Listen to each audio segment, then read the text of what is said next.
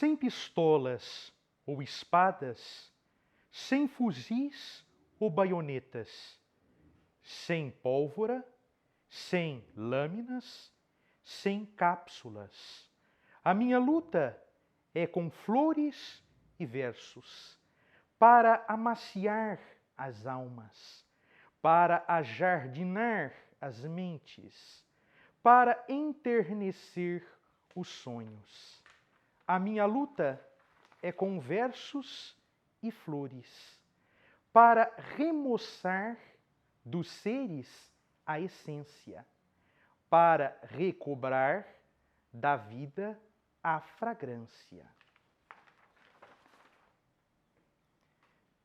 É com esse poema, chamado A Minha Luta, que é um dos meus poemas mais recentes, que eu dou início à 36ª edição de Sala de Poesia, deixando a vocês as minhas saudações líricas, poéticas e enfáticas, as saudações de sempre, aconselhando vocês que, se estiverem assistindo a esse vídeo e não forem inscritos no canal, por favor, se inscrevam, deem o seu like, ativem o sininho e utilizem a página de comentários.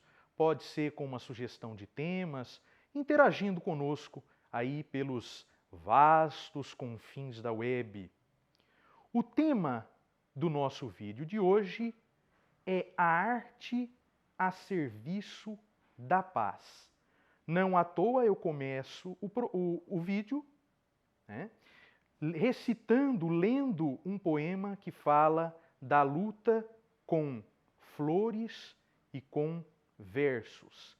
Embora muitos tenham sido os poetas que tomaram parte em revoluções ou em guerras.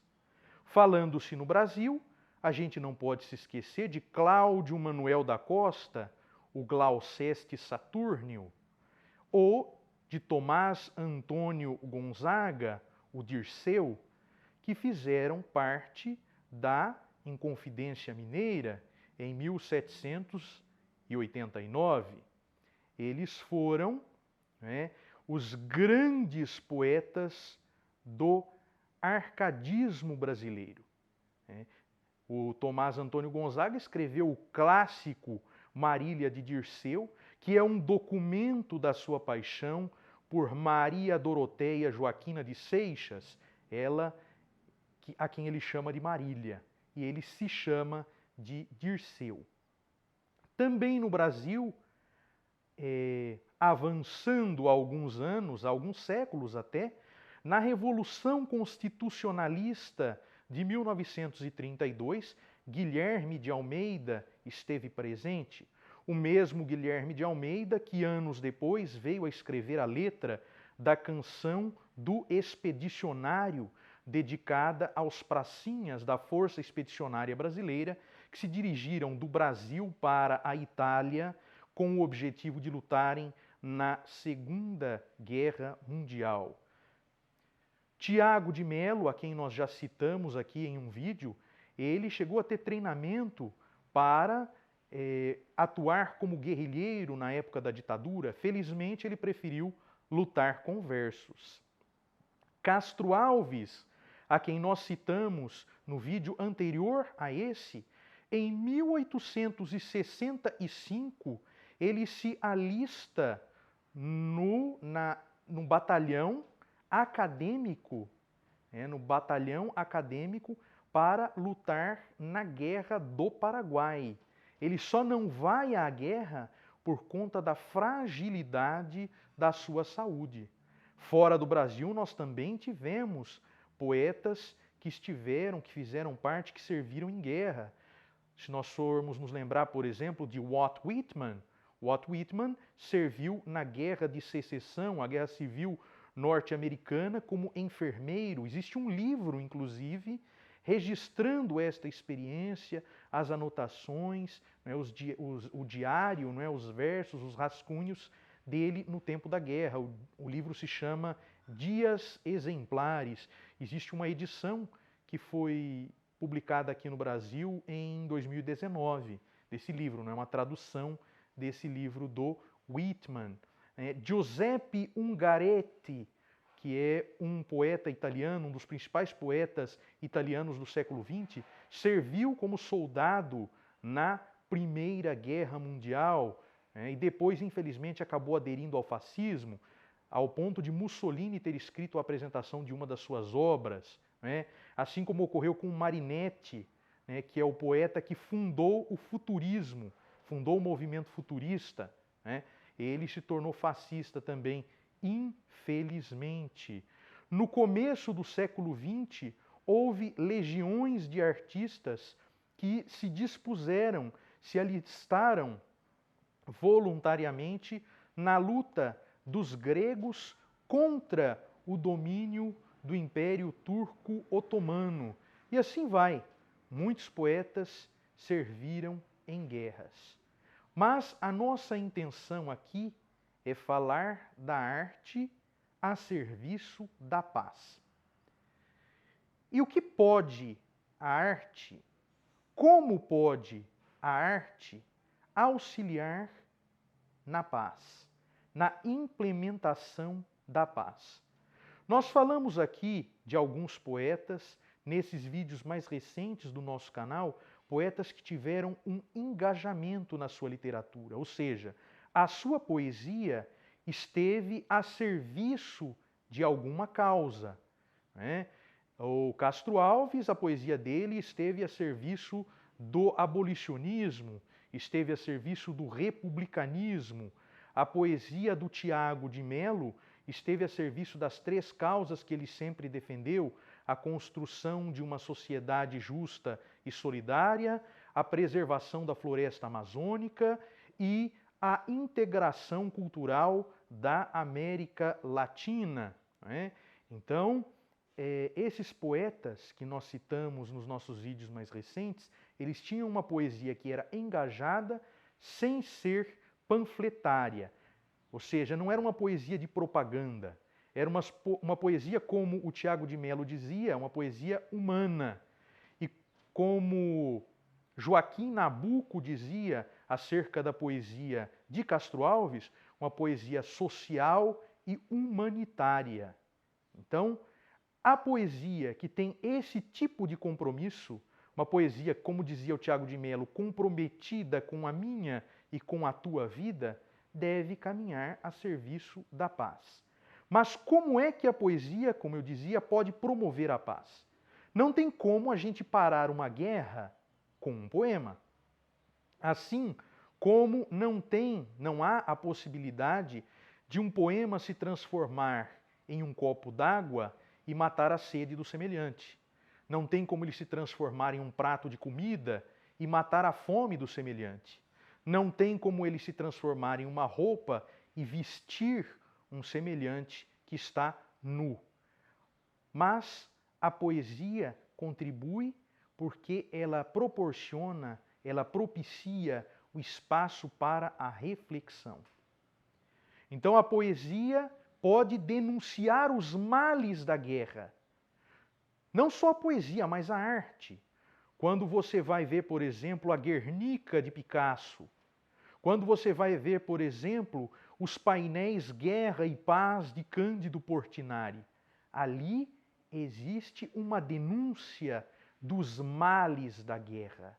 Quando você ouve várias músicas, as músicas que foram compostas no período da Guerra do Vietnã, pelo pessoal de Woodstock, pelo pessoal dos anos 60, por Marvin Gaye, por exemplo, no seu disco What's Going On.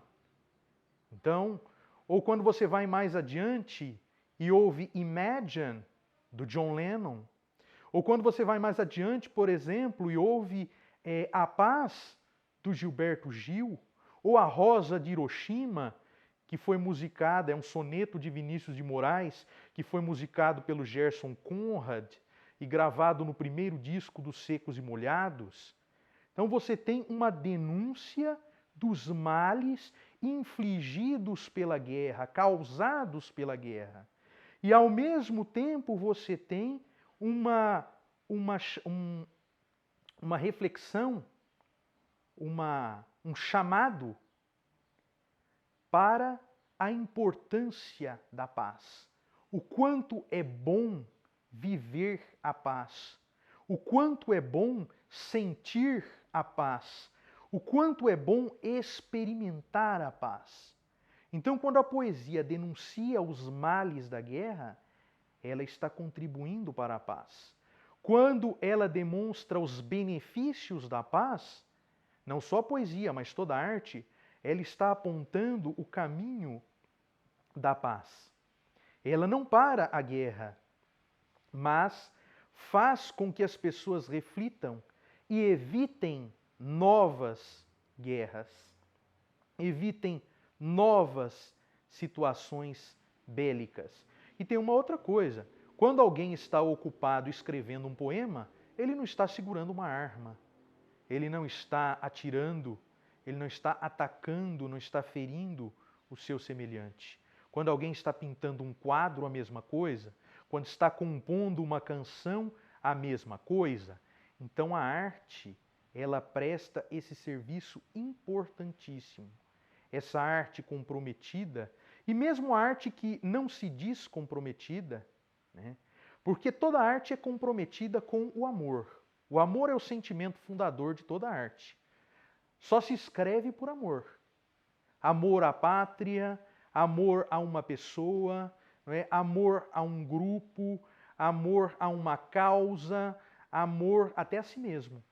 Tem poeta que só escreve sobre si mesmo, por conta do amor que tem por si mesmo. Não vamos nos esquecer, por exemplo, lá nas cartas a um jovem poeta do Rainer Maria Rilke, essas cartas são enviadas a Franz Capus. Franz Capus foi poeta, jornalista e militar. Então ele aliou a carreira militar à carreira poética, né? A profissão militar ao ofício da poesia. Então a poesia, ela nos faz esse alerta. Como é bom viver a paz. Se os líderes de certos países interessados em guerra estivessem lendo poemas ou escrevendo poemas, ao invés de mandar os seus soldados invadirem e atacarem nações irmãs, com certeza nós não teríamos guerras, né? Porque toda guerra é fratricida, toda guerra é suicida. Porque à medida que você mata o seu irmão, você está se matando, né? E todos nós somos irmãos. Então, a partir do momento em que eu atiro contra o meu semelhante, eu desfiro um ataque contra o meu semelhante, né, eu estou matando o meu irmão. Eu estou cometendo um fratricídio. Então, toda guerra é suicida, toda guerra é fratricida.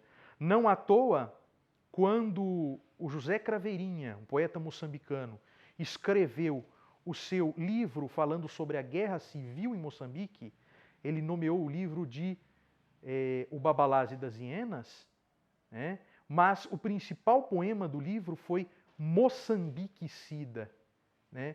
Ou seja, aqueles que estavam se matando, estavam matando junto a pátria, né? Então existe lá o poema Moçambiquicida no livro O Babalazzi das Hienas. Babalazzi significa ressaca, né? E a hiena representa o opressor, né? Então é o opressor e ressaca, né? Está tão embriagado com aquele sangue, com aquela guerra, que chega a ficar de ressaca, né? Então é muito interessante nós pensarmos nisso, né? A poesia e a arte nos chamam a atenção para isso.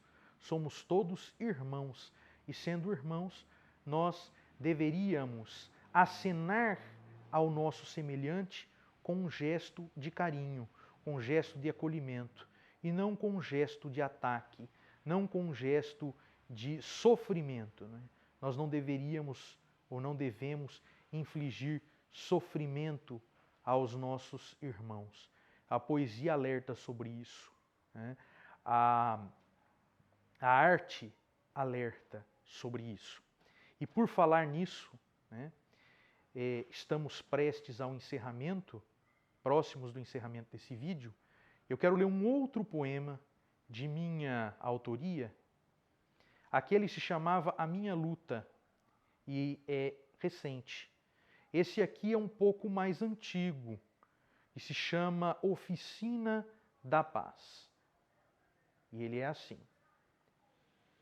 remove os cadáveres da alma, lava com água de poesia, perfuma com essência de esperança, areja cada canto, amplia cada espaço, abre-lhe as portas, cortinas e janelas, deixa entrar a luz de mãos dadas com a brisa, e em cada velha ferida ousa plantar uma flor, pois só assim reviverás a arte de exalar amor, tecendo o teu próprio ser na oficina da paz.